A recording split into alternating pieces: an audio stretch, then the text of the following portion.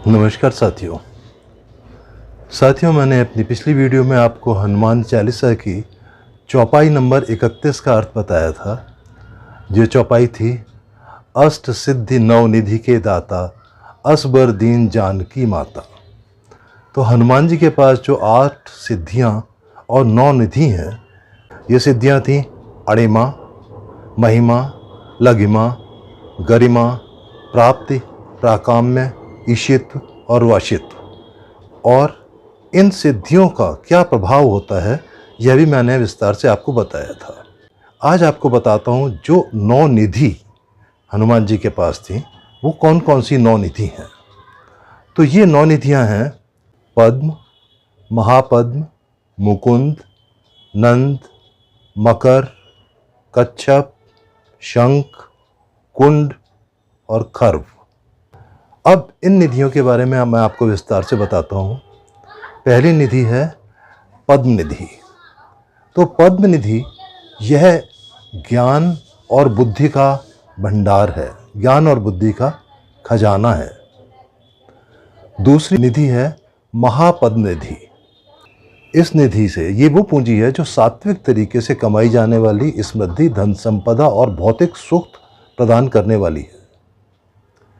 इसके साथ साथ इससे हमारी धार्मिक भावनाएं भी प्रबल होती हैं। तीसरी निधि है मुकुंद निधि। यह मुकुंद निधि ईश्वरीय कृपा और आशीर्वाद की निधि है। चौथी है नंद निधि।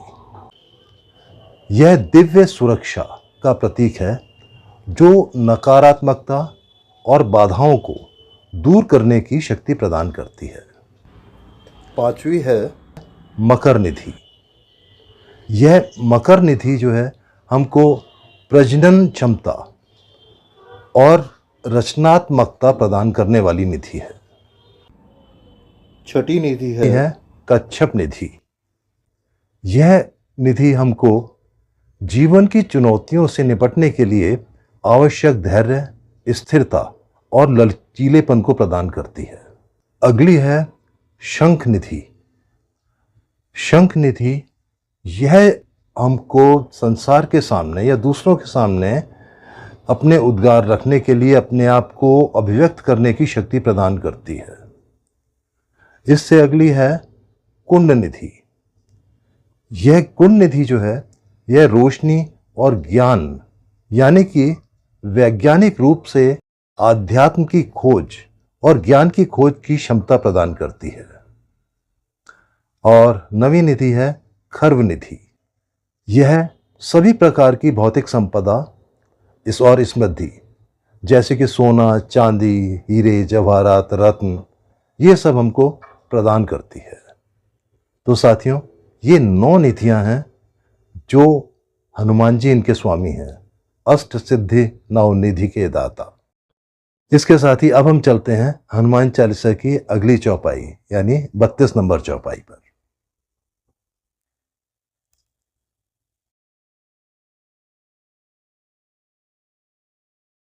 यह चौपाई है, राम रसायन तुमरे पासा, सदा रहो रघुपति के दासा।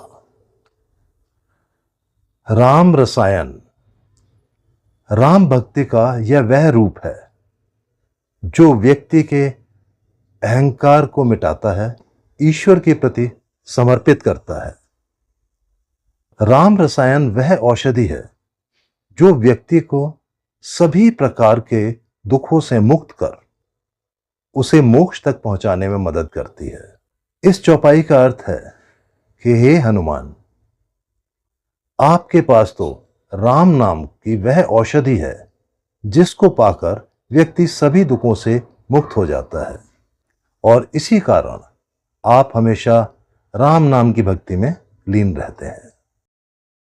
अगली चौपाई, चौपाई नंबर 33 है, तुमरे भजन राम को पावे, जन्म जन्म के दुख बिसरावे। कि हे हनुमान जी, आपके भजन करने से, आपका नाम जपने से, आपका नाम सुमिरन करने से हमेशा हमेशा के लिए व्यक्ति के सब दुख और परेशानियों का अंत हो जाता है। और भगवान राम की प्राप्ति होती है। अगली चौपाई है चौपाई नंबर 34। अंत काल रघुबरपुर जाई, जहां जन्म हरिभक्त कहाई। इस चौपाई के माध्यम से तुलसीदास जी मृत्यु के सिद्धांत को समझाते हैं। उनका संदेश है कि प्रत्येक व्यक्ति अपनी आयु पूरी करके अंत में भगवान के धाम चला जाता है, और यदि वह व्यक्ति भगवान का भक्त है तो अगर उसका पुनः जन्म भी होगा, चाहे वो किसी भी योनि में हो, उसको हमेशा भगवान का भक्त ही कहा जाएगा, यानी भगवान की कृपा उस पर हमेशा बनी रहेगी। चौपाई नंबर 35 है। और देवता चित्त न धरई, हनुमत से सर्व सुख कराई।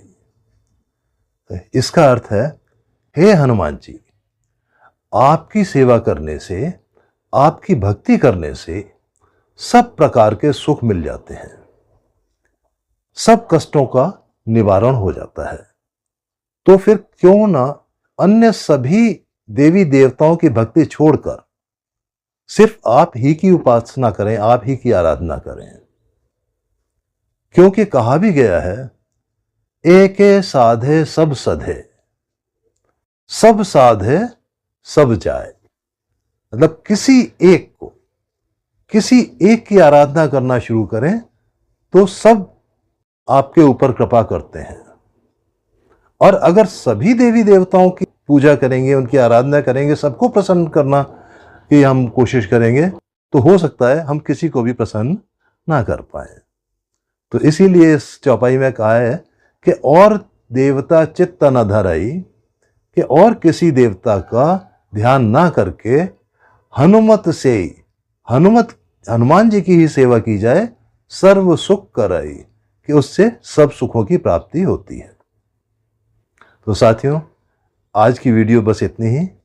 बची हुई कुछ चौपाइयां हैं, इनको लेकर के अगली वीडियो में आपके साथ जल्दी ही मिलता हूं।